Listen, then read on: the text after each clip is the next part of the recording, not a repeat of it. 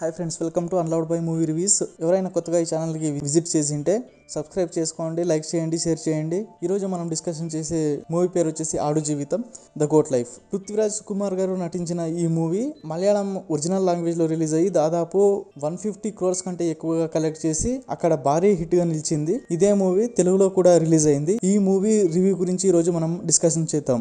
ఈ మూవీ వచ్చేసి ఒక సర్వైవల్ డ్రామా అన్నమాట. ఈ మూవీలో ముఖ్యంగా పృథ్వీరాజ్ సుకుమార్ గారు, అమలా పాల్ గారు నటించారు. మూవీ డైరెక్టర్ వచ్చేసరికి బ్లెస్సీ. ఈ మూవీ ఒక నావెల్ ని రెఫరెన్స్ తీసుకుని, అంటే ఒక రియల్ లైఫ్ స్టోరీని బేస్ చేసుకుని ఈ మూవీ తీయడం జరిగింది. బెంజమిన్ అనే మలయాళీ ఆథర్ రాసిన ఆడు జీవితం, ద గోట్ లైఫ్ అనే నావెల్ ని రెఫరెన్స్ గా తీసుకుని ఈ మూవీని అయితే చేయడం జరిగింది. డైరెక్టర్ ఈ కథను చాలా బాగా రాసుకున్నారు. అంటే నావెల్ ఆధారంగా రియల్ లైఫ్ కి తగ్గట్టు చాలా బాగా రాసుకున్నారు. ఇంకా పర్ఫార్మెన్స్ వచ్చేసరికి సుకుమార్ గారికి ఆస్కార్ ఇచ్చినా తక్కువే, ఆ రేంజ్ లో ఉంటుంది పృథ్వీరాజ్ సుకుమార్ గారి పర్ఫార్మెన్స్. తనతో పాటు అమలా పాల్ గారికి మంచి రోల్ బాగా చేశారు వారు కూడా. ఇందులో పృథ్వీరాజ్ సుకుమార్ గారు నజీబ్ మహమ్మద్ అనే క్యారెక్టర్ని ప్లే చేశారు. అది రియల్ లైఫ్లో జరిగిన ఇన్సిడెంట్ కాబట్టి వారి క్యారెక్టర్ పేరు పైన వారు ఈ సినిమాలో నజీబ్ అనే క్యారెక్టర్ని ప్లే చేశారు. తనతో పాటు వచ్చే అమలా పాల్ గారి క్యారెక్టర్ చాలా బాగుంది. అండ్ హకీమ్ అనే క్యారెక్టర్లో ఒక కుర్రాడు చేశాడు, అతని పర్ఫార్మెన్స్ చాలా బాగుంది. వన్ లైన్ స్టోరీ అయినా కూడా ఈ సినిమాని కళ్ళకు కట్టినట్టు, అంటే ఇండియా వదిలేసి సౌదీ అరేబియాకి వెళ్ళి అక్కడ లైఫ్ చాలా బాగుంటుంది అనే భ్రమలో ఉన్నవాళ్ళు ఈ సినిమా చూస్తే ఇండియాలో ఉండడము చాలా బెస్ట్ అనే ఫీలింగ్ అయితే వస్తుంది. ఈ సినిమాని విజువల్ రొమాన్స్ అనే ప్రొడక్షన్ హౌస్ నిర్మించింది. ప్రొడక్షన్ వాల్యూస్ చాలా బాగున్నాయి. ఈ cinema total 2 hours and 50 minutes duration ఉంది.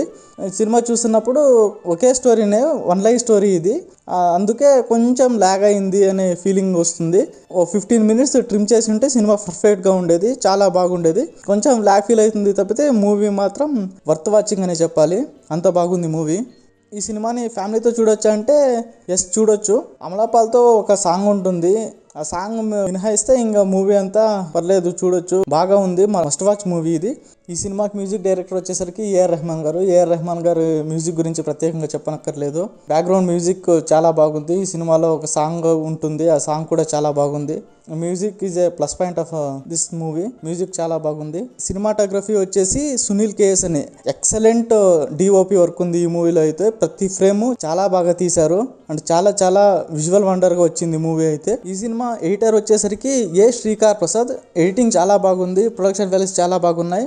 ఈ మూవీకి నా వర్షన్ ఆఫ్ రేటింగ్ ఇచ్చేసరికి 4 out of 5. కొంచెం లాగ్ ఉండే వల్ల 4 ఇచ్చాను, అంతేగాని ఇది వర్త్ వాచింగ్ మూవీ. ఒక 50 minutes ట్రిమ్ చేసి ఉంటే చాలా చాలా బాగుండేది మూవీ. ఈ సినిమా ప్రెసెంట్ నెట్ఫ్లిక్స్ లో అవైలబుల్ గా ఉంది. ఈ సినిమా చూడని వాళ్ళంటే మస్ట్ వాచ్ చేయండి. ఈ సినిమా చూసిన వాళ్ళు ఈ సినిమా చూసిన తర్వాత మీకేమనిపించిందో కింద కమెంట్స్ లో చెప్పండి. Thanks for watching.